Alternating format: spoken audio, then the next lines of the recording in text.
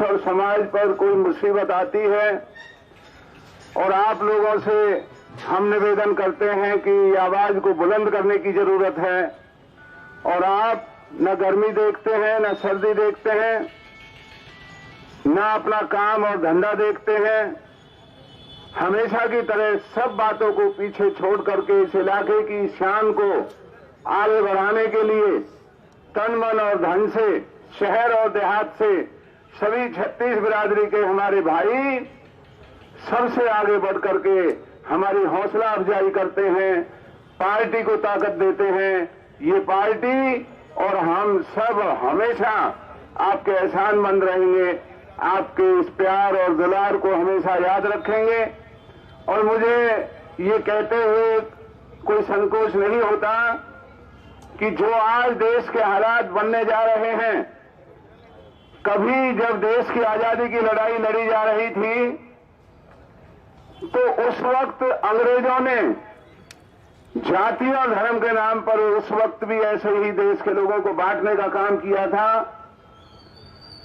तो उस वक्त के एक बहुत मशहूर शायर थे, उन्होंने देशवासियों को संबोधित करते हुए बहुत ही सुंदर शब्दों में एक पंक्ति कही थी जो आज भी इस देश के ऊपर ज्यों की त्यों लागू होती है। उन्होंने कहा था, तू फिक्र कर नादा मुसीबत आने वाली है।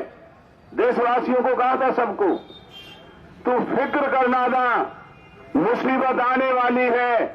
तेरी बर्बादियों के मसवरे हैं आसमानों में, न समझोगे तुम मिट जाओगे हिंदुस्तान वालों, तुम्हारी दास्तां भी ना होगी दास्तानों में। और वही हालात आज के छुटभैया भाजपा के प्रधानमंत्री और मुख्यमंत्री और मंत्रियों न जाने कौन कौन, आप सबकी मेहरबानी से हमें भी 30 साल हरियाणा में राजनीति करने का मौका मिला। राजनीति चाहे हमने यहां से की, लेकिन हमें फख्र है इस बात का कि हमने अपने इलाके का, अपने इलाके की 36 बिरादरियों का नाम रोशन किया। अच्छे अच्छे हुक्मरानों के दांत खट्टे काम करने का किया। अच्छे अच्छे बहुत बेलगाम अधिकारी, गुंडे और बदमाशों का इलाज करने का काम किया। और ऐसी ऐसी ताकतों को देखा जो ताकत मुख्यमंत्रियों की हुआ करती थी, लेकिन हम और हमारा इलाका कभी आपे से बाहर नहीं हुआ। जो आज ये बीजेपी के छुटभैया नेता आपे से बाहर चल रहे हैं, इन बीजेपी के नेताओं को वो दिन याद रखने चाहिए जब 10 साल कांग्रेस की हुकूमत इस हरियाणा के अंदर थी और 10 साल इस देश के अंदर कांग्रेस की हुकूमत थी। गलतियां सबसे होती हैं, किसी से जानबूझ करके होती हैं, कोई अनजाने में होती है। अगर कांग्रेस ने गलतियां की तो देश के लोगों ने उनको दंडित किया, लेकिन कांग्रेस की हुकूमत में इस तरह के नफरत फैलाने के, जाति और धर्म में लोगों को बांटने के इस तरह के इरादे कभी कांग्रेस पार्टी ने नहीं किए। और मुझे वो दिन याद है जो आज भारतीय जनता पार्टी के छुटभैये, कोई मुख्यमंत्री, कोई मंत्री जो आपे से बाहर होकर के बड़े बड़े बयान देते हैं, ये कांग्रेस के राज में हमारे तलवे चाटा करते थे, हमारे पैरों में पड़ा करते थे, दया की भीख मांगते थे और हम इनके ऊपर रहम करके इनके काम किया करते थे, इनकी इज्जत किया करते थे। इस देश के बेनवाब मुल्क बने हुए हैं, बेनवाब मुल्क के नवाब बने हुए हैं। मुख्यमंत्री जो अपने पद की गरिमा से बना हुआ होता है, मुख्यमंत्री के लिए ना कोई जाति होती, ना धर्म होता, ना कोई इलाका होता।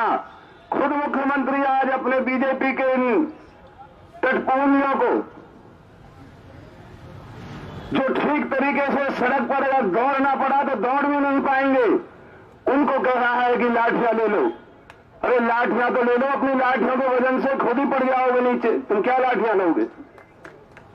और आज कितना दुख होता है, हमारे नौजवान बच्चे, इनके चेहरों की मायूसी भारतीय जनता पार्टी को नजर नहीं आती है कि नौजवान बच्चे पढ़ाई लिखाई करके, माँ बाप जो अपना पेट काट काट करके बच्चों को पढ़ाते हैं, उन बच्चों को रोजगार की जरूरत है। मायूस हैं, उनको रोजगार नहीं मिल रहा। भारतीय जनता पार्टी के पास एक शब्द नहीं जो इन बेरोजगार मायूस नौजवानों को कोई आस दे सके।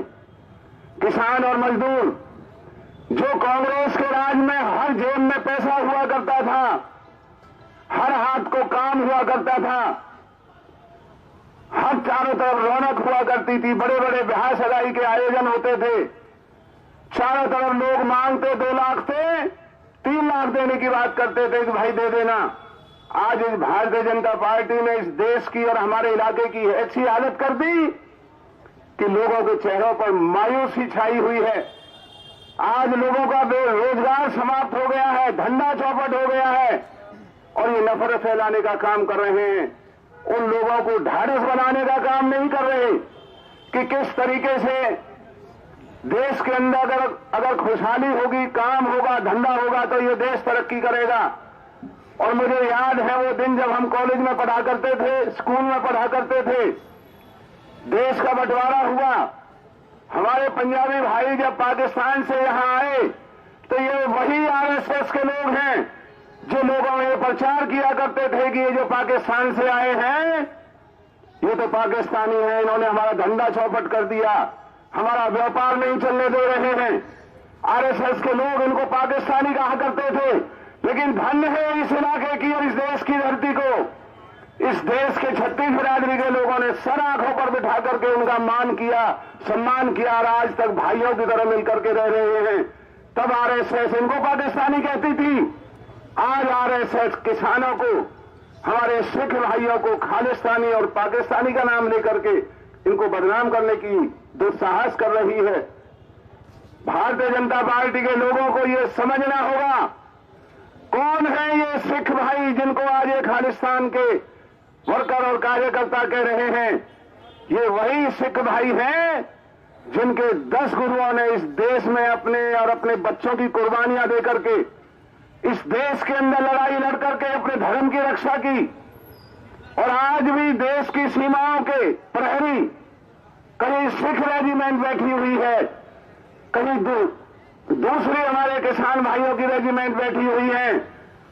क्या आरएसएस की कोई रेजिमेंट इस देश की सेना में कोई दिखाई देती है? आरएसएस के लोग बताएं, क्या इनके परिवारों के बच्चे क्या किसी देश की सीमाओं के प्रहरी हैं, सुरक्षा करने वाले हैं, या केवल जाति और धर्म की नफरत फैलाना, किसी को हिंदू, किसी को मुसलमान, किसी को जाट, किसी को सिख, और पिछड़े वर्गों का आंदोलन करना शुरू कर रखा है और हितों को, पिछड़े वर्ग के हितों को भी खाए जा रहे हैं। दलित समाज के लोग जिन बच्चों का वजीफा आया करता था आज उनका वजीफा नहीं आता, उनके नाम पर भाजपा के टट्टुओं ने धंधे चला रखे हैं। जहां देखो टेंट लगा करके ई सेवाओं का नाम दे रखा है, लोग धक्के खा रहे हैं। ई सेवा के नाम पर, ऑनलाइन के नाम पर लोगों के काम नहीं होते हैं।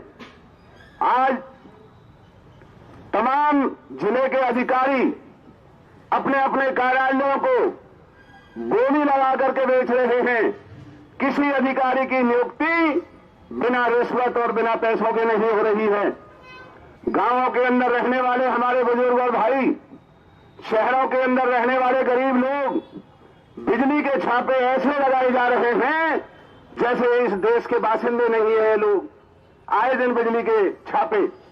मैं पूछना चाहता हूं, हमारा भी राज रहा, हमारे भी विरोधी हुआ करते थे, कोई भाई इस इलाके में ये बताए कि हमारे राज में किसी हमारे विरोधी के घर में भी कभी बिजली का छापा पड़ा हो। हमारे राज में नौजवान सर उठा करके चला करता था। हमारे राज में ना कोई जाति की चर्चा थी, ना धर्म की थी। केवल एक बात की बात हुआ करती थी कि अगर कोई बेईमान है, खराब है, असामाजिक तत्व है, चाहे वो अपने घर का है या बाहर का है, हम सब मिलकर के उससे लड़ा करते थे। और आज जनाजा भारतीय जनता पार्टी की सरकार का निकल रहा है। आज महंगाई सर चढ़ करके बोल रही है। भाजपा के नेताओं के मुंह में जबान नहीं कि वो ये कह सकें कि महंगाई पर लगाम लगानी होगी। हमारे विधायक, इस तमाम जिले के विधायक, यहां के सांसद कायरों की तरह अखबारों में बयान दे रहे हैं कि अधिकारी हमारी बात नहीं सुनते। क्या ये इलाका इतना कमजोर हो गया है? क्या इस इलाके की ताकत आज इस तौहीन की कगार पर पहुंच चुकी है कि हमारे सत्ता में रहने वाले विधायक, उनको ये पुकार करनी पड़े कि हमारे अधिकारी नहीं सुनते हैं? ईमान खरीदने का काम किया। आज आम चर्चा ये है कि ये विधायक और सांसद अपने उस पैसों को वसूल रहे जो इन्होंने चुनाव में पानी की तरह बहाए थे। आज गांवों की हालत जाकर के देखिए। आज गांवों में रहने वाले लोगों की कितनी बड़ी दुर्दशा चल रही है। गरीब आदमी की कोई सुनवाई नहीं।